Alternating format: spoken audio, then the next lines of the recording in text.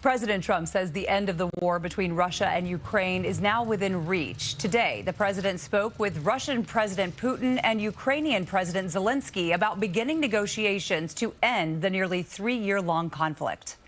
I myself just spoke to the president about these calls, and he told me to tell all of you they were very good calls, they were very positive, and the administration is wholeheartedly committed to a peace deal to end once and for all the Russia-Ukraine war. President Trump said he, Putin, and Zelenskyy would, quote, work together very closely. The president's calls come as Defense Secretary Pete Hegseth met with NATO members in Brussels. Hegseth said NATO membership for Ukraine is not the solution to ending the war, and instead urged non-NATO-related European troops to facilitate peacekeeping.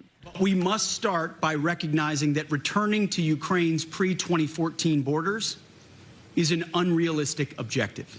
Chasing this illusionary goal will only prolong the war and cause more suffering.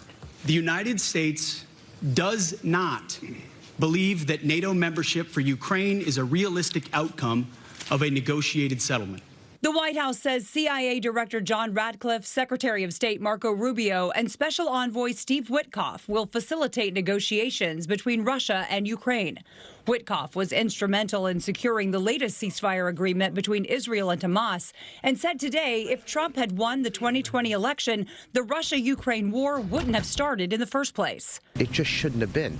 It's effectively a NATO war, and it just makes no sense to me. Ukrainian President Volodymyr Zelenskyy posted this photo showing his call with President Trump, writing, quote, no one wants peace more than Ukraine. Together with the U.S., we are charting our next steps to stop Russian aggression and ensure a lasting, reliable peace. A Kremlin spokesman says President Putin invited President Trump to Moscow to discuss Ukraine, but the White House was non-committal on whether the meeting would happen.